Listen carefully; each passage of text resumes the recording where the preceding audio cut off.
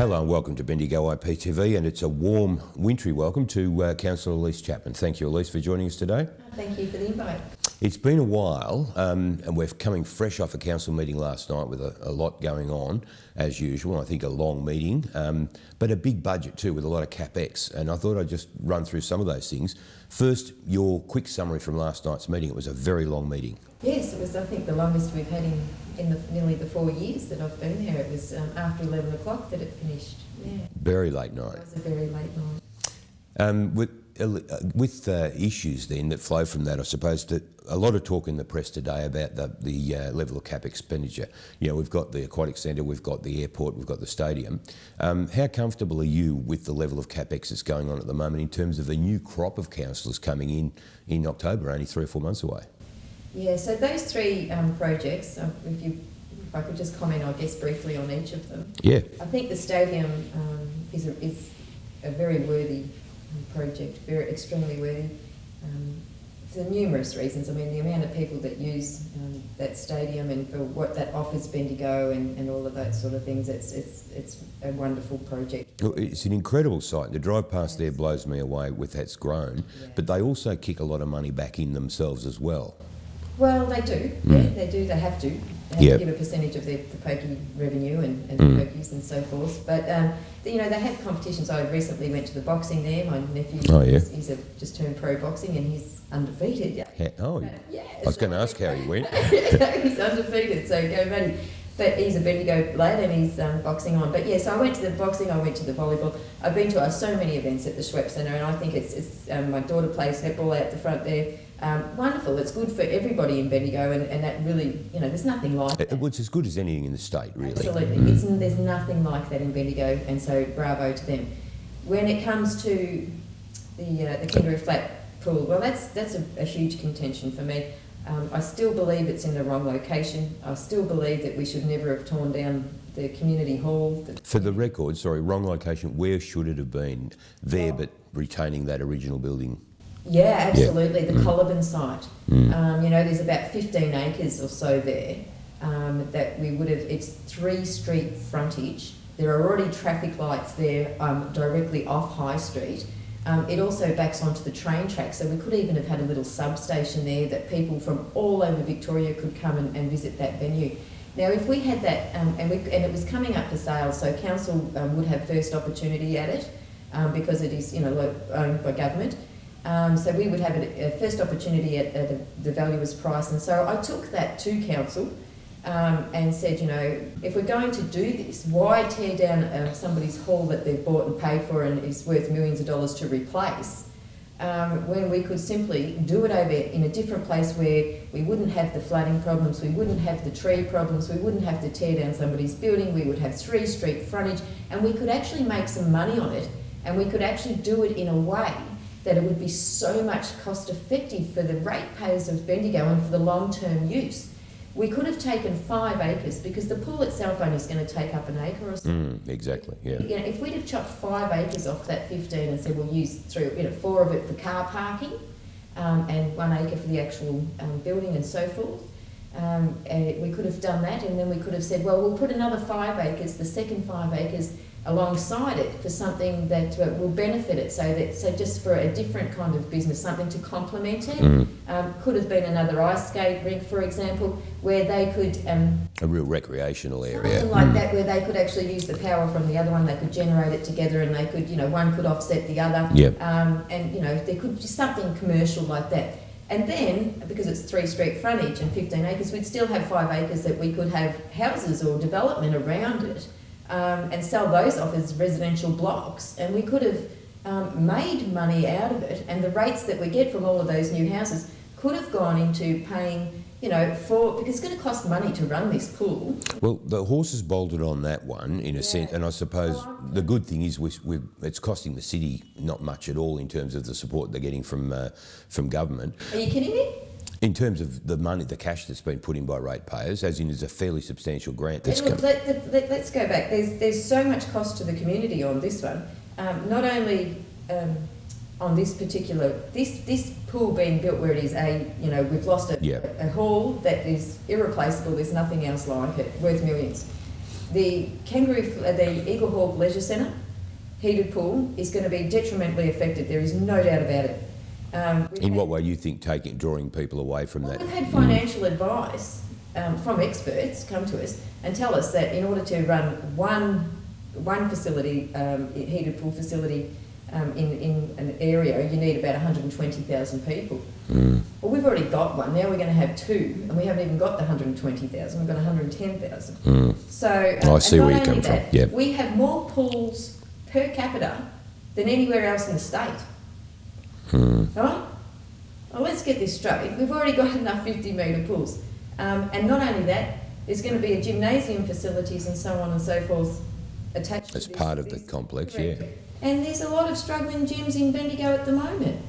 Well, there were three major things that flowed from last night, and that was one of them. The other one was the airport.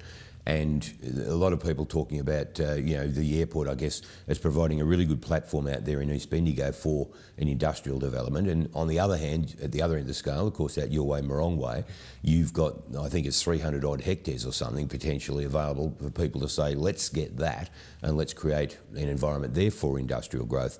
Which side of the fence are you sitting on with that one, or can you see good value in both the East Bendigo industrial growth corridor versus the Morong acquisition of land? A study was done years ago about the Bendigo airport, and that study, and a lot of people, a lot of residents, thought that the Bendigo airport out at East Bendigo is in the wrong location for the future, the long-term future of the city. Did they recommend it or suggest a preferred location, Elise? Because I'm not familiar with that. It was out past through Eagle Hawk out that way. There was. All right. There was. Yep. Just vacant land, not treed. Vacant land. So, anyways, to cut a long story short, do I believe that it's the right location? No, I don't. For the long term, for the 100-year plan of Bendigo, no, I don't. I also think, with the mosque going in as close it is as well. And when that application came up, I spoke to the Air Safety Bureau about the height of the minaret at the mosque, and there was concerns then about that as well for the crossover. When you've got an airstrip, you have a crossover, and what that crossover is for when the wind is blowing strong in the wrong direction. Absolutely, yep. The planes can land on a crossover strip. The Air Safety Bureau said that, if that crossover strip was ever to be upgraded, extended or upgraded, that might be an issue. The minaret could be an issue on the mosque. And has that been resolved, do you know? No, it hasn't. No. I brought that to the attention of everybody, and they all said, it doesn't matter because the crossover is not being extended, only the normal runway is being extended. And I sort of said, well, hang on, if the normal one's being extended, shouldn't the crossover one be extended as well? Because if you're now making the big one to be able to take bigger planes, shouldn't the crossover also be able to take bigger planes as well? Well, particularly when anyway, you put... That's neither here nor there. At the end of the day, it is where it is now. So would you prefer the Morong site then, or not? Would you steer development out that way?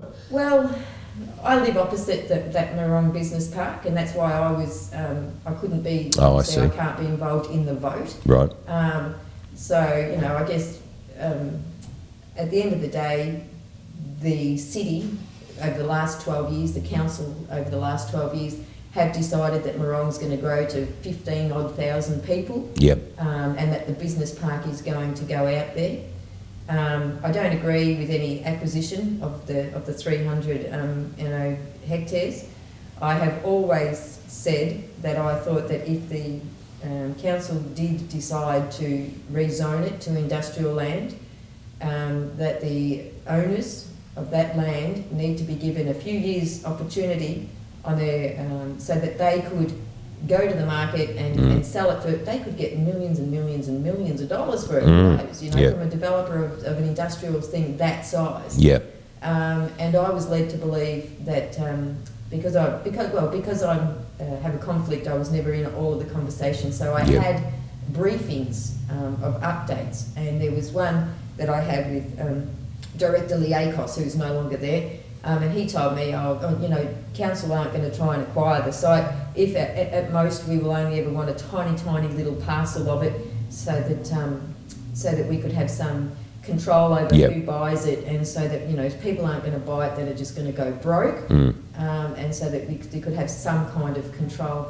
And then it appeared later down the track that perhaps wasn't It was the case, back on the table. and they wanted to acquire the whole lot, and I was in a bit of shock at that point. But the council also have wanted to acquire my land. I don't know whether you know about that. No, I wasn't aware of that. In fact, I thought, when I asked the question, Elise, I thought you lived near Lockwood, so I wasn't aware that you were there in... No, they've been wanting to acquire my land for 6 or 7 years now, and they wanted to put a walking track through my bedroom. Oh yeah, the whole thing, like seriously. But so I still have no clarity around that. I've been waiting 6 years. I've got an email that says, we'll be back to you shortly. We understand the urgency. So what, that was on the go before you became a councillor? Oh, absolutely. Oh, right. Absolutely. No, I was not aware of that. No, yeah, it's crazy. So to this day, I still don't know if they want to take my land or not. Well, You might end up on the tourist map yet, you never know. Crazy. A couple of other things to follow on from last night's meeting too, Elise, and I know for a fact, and anyone that's looked at your track record would know you've always had a passionate desire to do something constructive in the area of recycling and waste. Absolutely. It's a big chunk of budget. I think it's $12 million or something was budgeted in the overall budget last night.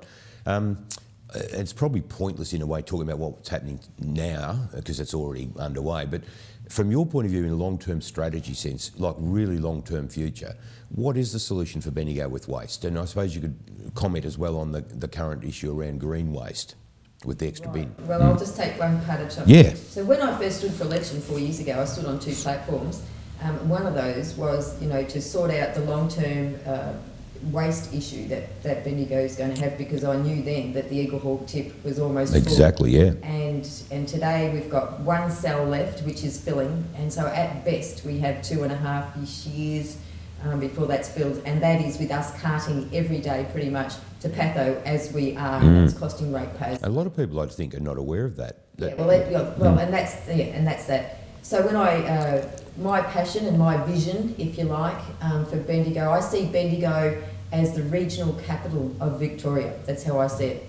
And I believe that what we need is a waste to energy plant as well as composting facility on that same, in the rolling, that will create employment and jobs, and that will deal with the waste of Bendigo residents and forever, for the whole, forever. It's a problem everywhere, so it may well draw... Well, what I'm suggesting is, see, based on our figures, we wouldn't have enough rubbish just from Bendigo to make such a massive facility work. So what I'm suggesting, and I know it would happen, is that every town in Victoria pretty much would bring their garbage to Bendigo for it to be used. Yeah. Because, let's face it, nobody really wants to go and put rubbish in the ground. Absolutely. And the state government, should be saying, well, we don't want to be putting rubbish in the ground. We need this facility. Then it would be, for the future generations and for the environment, we have to stop putting rubbish in the ground. We can't every time, and because then the rehabilitation, not only do people pay and they come and put all their rubbish in the ground, but then council have to pay to rehabilitate that site. Well, if you came into council with that vision, what level of support have you had from not only council but from throughout the community, and even in technology terms? How practical a solution is it? But how much support do you feel you've had with that vision? Well, when I went and I took my project to the director at the time, and they said, oh, look, council have sort of considered this on and off. Our economic development unit, looked at this many, many years ago, and, we don't think that we could have enough rubbish here in Bendigo to make it Which is exactly what you just said, so yeah. I said, well, let's get on and make this regional. Let's really set Bendigo. We could be the first. I know that there's one, I think, in Western Australia or South Australia, and it's the only one in Australia. Let's be the first in Victoria to get this big thing happening. So our unemployment levels in Bendigo at the moment are sky high. They're higher than the national average, they're higher than the state average, and they're higher than the regional average. We could have a facility that creates a lot of jobs. Also, we make a lot of power and energy and so on from this. We also have the recycling plant there, and we also have the organics plant, all on the one site. We could deal with the waste of not only Bendigo forever, but the waste of regional Victoria forever, and create jobs in the process. Now, what people don't really understand is that on their rates, they get a garbage charge. Yep. They're charged for us to pick up all of their different bins. Council can only charge what it actually costs them. right? So all of those charges, council don't make any money off. No, I wasn't aware of that either. And again, I bet not many ratepayers are aware of that. Yeah, so the council can only charge what the actual cost is. But if we had this facility and we were making money, every ratepayer wouldn't be paying anything. Everyone's a winner, We'd be collecting it all for free, and other cities would be bringing us the product that we need. They'd be bringing it to us. We wouldn't have to pay for it. They don't want to dump it in their own landfills. They don't want to have to rehabilitate. They would bring it to us. And so, you know, if we did that on the outskirts of town and it was an enclosed facility, I'm not talking about a big stinky farm or anything like that. Do it smart. There are all these facilities are all around the world now. I can't believe that we are all still digging holes here in this country and filling it with rubbish and charging people to do it and then having to rehabilitate it for the future, and then we just go and dig another hole somewhere else. Can I say, Elise, that we've probably run out of time in terms of last night's council meeting, Sure. But let's face it, you're a councillor in your term, it's what, 3.5 years or something now, that has enjoyed a fair amount of PR, we'll call it PR or press coverage. Enjoyed. well, plenty of media coverage. But with your, what I'd love to do, we've dealt with the council meeting last night, is come back and have a chat to you in a separate little chat now, in terms of your experiences as a councillor. Yeah, sure, I'd be really happy to come back and do that, Dennis. Thanks a lot, Elise, and thank you for joining us today. There's your summary of last night's council meeting, and you've seen the vision and the passion that Elise has in terms of waste. We'll touch on a range of issues that have affected and shaped Elise Chapman's experiences as a councillor, because I'm quite intrigued. It's a daunting task to put your hand up for any public office, but let's see what Elise's story has to tell us after the break.